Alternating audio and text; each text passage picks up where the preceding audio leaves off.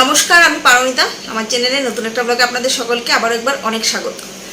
আজকে আমি যে বিষয়টা নিয়ে আলোচনা করছি এটা খুবই গুরুত্বপূর্ণ একটা বিষয় এবং যারা গর্ভবতী মহিলারা আছেন তাদের প্রত্যেকের মনের মধ্যেই এই প্রশ্নটা থাকে। যদিও আমার মধ্যে এই প্রশ্নটা ছিল না, কারণ আমার সেই সম্বন্ধে খুব একটা আইডিয়া ছিল না। আর আমি আজকে যে বিষয়টা নিয়ে আলোচনা করব সেটা হলো প্রেগনেন্সিতে কি কি খাওয়া যায়, কি কি খাওয়া যায় না, কি কির মধ্যে আমি বিশেষ করে দুটো বিষয় নিয়ে আলোচনা করব। সেটা হলো, একটা হলো আনারস আর একটা হলো পেঁপে। প্রেগনেন্সিতে আনারস বা পেঁপে খাওয়াটা কি নিরাপদ? প্রেগনেন্সি চলাকালীন কি আনারস খাওয়া যেতে পারে বা পেঁপে খাওয়া যেতে পারে? তো আমি সেই বিষয় নিয়ে আলোচনা করব। দেখুন, আমি যখন প্রথমবার প্রেগনেন্ট ছিলাম তখন আমার মেয়ে হয়েছিল। তো ওই সময় আমার এইসব বিষয়ে জ্ঞানটা খুবই কম ছিল, কারণ আমি তখন প্রথমবার মা হতে চলেছিলাম। আর এখনের মতন ততটা ইন্টারনেট সবার ঘরে ঘরে পৌঁছায়নি। ঠিক আছে, এখন যেমন প্রত্যেকের ঘরে ঘরে ইন্টারনেট আছে, সবাই কম বেশ ইন্টারনেট থেকে যে কোনো বিষয়ে জ্ঞান অর্জন করে নিতেই পারে। ওই সময় কিন্তু খুব একটা ইন্টারনেটের যুগ ছিল না। মোবাইল ফোন অবশ্যই ছিল, কিন্তু ইন্টারনেট সবার হাতের নাগালে ছিল না। তো তার জন্য সে সম্বন্ধে আমার বিশেষ কোনো জ্ঞান ছিল না। আর আমাকে এটা খাবে না ওইটা খাবে না এ নিয়ে কোনো ধরনের বাধা নিষেধও করা হয়নি, যার জন্য আমি আমার মেয়ে প্রেগনেন্সির সময় সব কিছু খেয়েছি।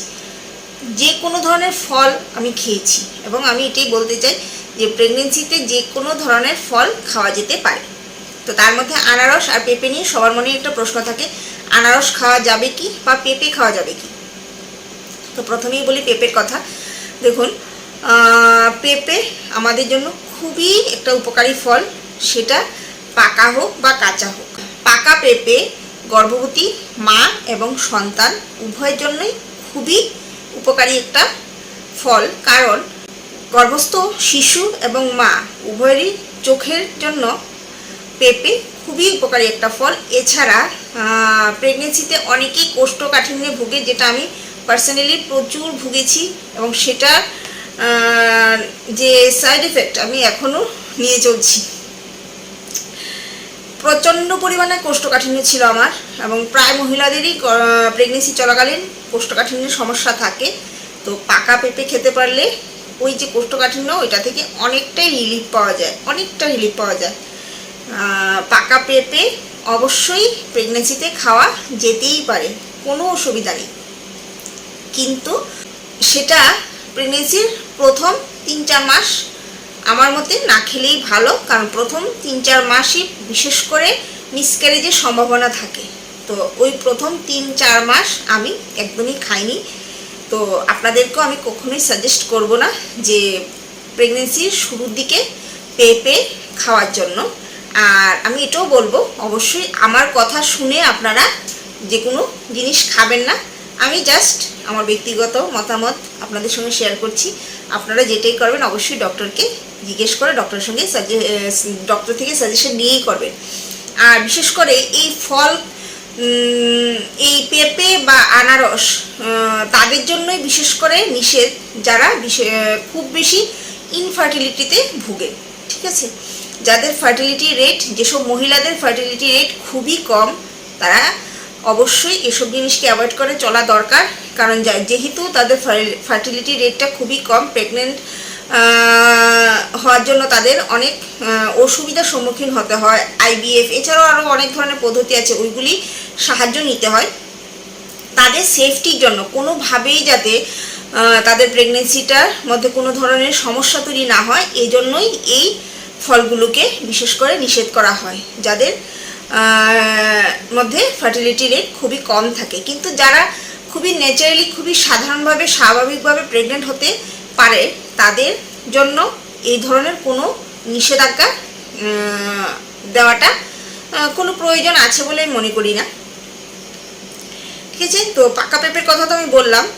আর কাঁচা পেঁপে, দেখুন, আজ থেকে বহু যুগ আগে যখন কেউ অবাঞ্ছিত বাচ্চা নিতে না চাইতো, কারোর যখন বাচ্চাকে অ্যাভয়েড করার দরকার পড়তো, তখন নাকি কাঁচা পেঁপে খেলে নাকি মিসক্যারেজ হয়ে যেত। সেটাও অনেকটা পরিমাণে খেতে হতো, কাঁচা পেঁপের মধ্যে প্যাপাইন নামক যেই অ্যাসিডটা থাকে ওইটার জন্য নাকি মিসক্যারেজ হয়ে যাওয়ার সম্ভাবনা থাকে, এবং একটা পরিমাণ, একটা বিশেষ অনেকটা পরিমাণে খেতে হতো, তাও কাঁচা। কিন্তু আমরা তো কেউ কাঁচা পেঁপে খাই না, ঠিক আছে? আমরা কাঁচা পেঁপেটা খেলেও রান্না করে খাই, আর রান্না করলে পরে ওর মধ্যে যে অ্যাসিডটা থাকে ওইটা নষ্ট হয়ে যায়। নষ্ট হয়ে যাওয়ার ফলে এই ধরনের মিসক্যারেজ হওয়ার কোনো সম্ভাবনা থাকে না। আর আমরা খেলেও বা কতটুকু, ওই 100 গ্রাম, 150 গ্রাম, 200 গ্রাম খাবো, তার চাইতে বেশি তো খাবো না, আর সেটাও রান্না করে খাবো। তো তার জন্য মিসক্যারেজের কোনো ধরনের কোনো সম্ভাবনা থাকে না বললেই চলে। আমি ব্যক্তিগতভাবে প্রচুর কাঁচা পেঁপের তরকারি খেয়েছি, এটা আমার ব্যক্তিগত মতামত। আমি প্রচুর কাঁচা পেঁপের তরকারি খেয়েছি, ভগবানের আশীর্বাদে আমার কোনো অসুবিধা হয়নি, কারণ আমি কিন্তু ন্যাচারালি কনসিভ করেছি। আমার কনসিভ করতে গিয়ে কোনো ধরনের কোনো অসুবিধার সম্মুখীন আমাকে হতে হয়নি, না আমার মেয়ের দিনে না আমার ছেলের দিনে। কোনো ধরনের ডক্টরের ট্রিটমেন্ট হেন কোনো কিছুর প্রয়োজন হয়নি। ইভেন আমার ইউট্রাসে টিউমারও আছে। আমার ছেলের সময়, আমার অপারেশন করার সময় কিছুটা টিউমার বের করে দেওয়া হয়, এখনও আছে কিনা আমি জানি না, কারণ আমার ইউট্রাসের মধ্যে ছোট ছোট অনেকগুলো টিউমার আছে, এখনও আছে কিনা আমি জানি না। তার ছেলে হয়ে যাওয়ার পর আর তো আমি সোনোগ্রাফি করাইনি, কিন্তু এর আগে আমি সোনোগ্রাফি করিয়েছিলাম, তখন ধরা পড়েছিল যে আমার ইউট্রাসের মধ্যে অনেকগুলো টিউমার আছে। ওইগুলি থাকা সত্ত্বেও কিন্তু আমার প্রেগনেন্সি আসতে কোনো অসুবিধা হয়নি। আমি যখন ডক্টরকে জিজ্ঞেস করেছিলাম যে আমার টিউমারের জন্য কোনো অসুবিধা হবে কি না, তখন ডক্টর বলেছিলেন যে প্রেগনেন্সি আসতে টিউমারগুলো অসুবিধা করে, এসে গেলে আর কোনো সমস্যা হয় না। তো আমি যেহেতু ন্যাচারালি কনসিভ করেছি, আমার কোনো ধরনের কোনো অসুবিধা হয়নি, তার জন্য আমি কিন্তু পেঁপে প্রচুর পরিমাণে খেয়েছি, সেটা কাঁচা বা পাকা দুটোই। তার জন্য আমি বলতেই পারি যে পেঁপে প্রেগনেন্সিতে খাওয়া যেতে পারে। এবার দ্বিতীয় হলো আনারস। এটা নিয়ে তো মানুষের মনে আরও অনেক বেশি ভয় কাজ করে যে প্রেগনেন্সি চলাকালীন আনারস খেলে নাকি মিসক্যারেজ হয়েই যাবে। কিন্তু আমি সেটাও বলে রাখি, ওই যে বললাম না, আর বহু যুগ আগে নাকি ওই যে কাঁচা আনারস অনেকটা পরিমাণে খেলে পরে প্রেগনেন্সি শুরুর দিকে, তাহলে নাকি মিসক্যারেজ হওয়ার চান্স থাকতো, মিসক্যারেজ করানো হতো আগে এইভাবে প্রচুর পরিমাণে কাঁচা আনারস খাইয়ে, ঠিক আছে? কিন্তু আমরা তো কেউ কাঁচা আনারস খাই না, আমরা তো পাকা আনারসই খাই, কাঁচা আনারস খাওয়ার তো কোনো দরকারই পড়ছে না। আর প্রেগনেন্সির প্রথম 3 মাস আমি এটাকে অ্যাভয়েড করেছি, 3 মাস 4 মাস অ্যাভয়েড করেছি বলতে কি, আমার এখন যেরকম আনারসের সিজন চলছে, আমি কনসিভ করেছিলাম ওই ফেব্রুয়ারি মাসে, তো আমি কিন্তু পুরোপুরি আনারসের দিনটাই পেয়েছি, ঠিক আছে? কিন্তু আমার প্রেগনেন্সি প্রথম 3-4 মাসের দিকে আনারস পাওয়া যেত না, 3-4 মাস পর থেকে আনারসটা অ্যাভেলেবেল ছিল, এবং আমি প্রচুর পরিমাণে আনারস খেয়েছি। আমি যদি বলি যে আমার প্রেগনেন্সি চলাকালীন আমি সবচেয়ে বেশি যে ফলটা খেয়েছি সেটা হলো আম, আনারস আর হলো মোসাম্বি। লিচুও খেয়েছি, কিন্তু লিচু তো খুব অল্প দিনের, কয়েকটা হয়তো বা খেয়েছি, কিন্তু কোনো ধরনের ফল আমি আমার প্রেগনেন্সিতে বাদ দিইনি, সব ধরনের ফল খেয়েছি। আর তার মধ্যে আনারস আমি প্রচুর পরিমাণে খেয়েছি, কারণ আনারস আমার খুবই প্রিয় একটা ফল। আমার আনারস খাওয়ার ভিডিও যখন আমি আপলোড করেছি, তখন আমার এক দিদি আমাকে পার্সোনালি ফোন করে বলছে, কিরে তুই আনারস খাচ্ছিস, আনারস খেলে তো মিসক্যারেজ হওয়ার সম্ভাবনা থাকে, হেনা তেন। আমি বললাম কি জানি ভাই, আমি তো জানি না, আমি সত্যিই জানতাম না, শুনেছি, বাট এটা নিয়ে আমি এত একটা চিন্তা ভাবনা করে যে আনারস খেতে পারবো না, এরকম হয়ে যাবে, এটা আমার মনে আসেনি। আমি তো বিন্দাস খেয়েছি, কিন্তু ও যখন আমাকে বললো তখন আমারও মনের মধ্যে একটু ভয় কাজ করেছিল যে সত্যি যদি কিছু হয়ে যায়।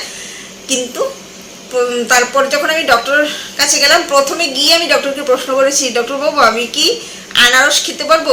উনি বললেন যা খুশি খেতে পারো, যা খুশি, কোনো অসুবিধা নেই, যে কোনো ফল তুমি খেতে পারো, কোনো সমস্যা নেই, এবং আনারস অবশ্যই খেতে পারো। আনারসের মধ্যে প্রচুর পরিমাণে ভিটামিন সি থাকে, অ্যান্টিঅক্সিডেন্ট থাকে, যেগুলি আমাদের শরীরের জন্য খুবই উপকারী।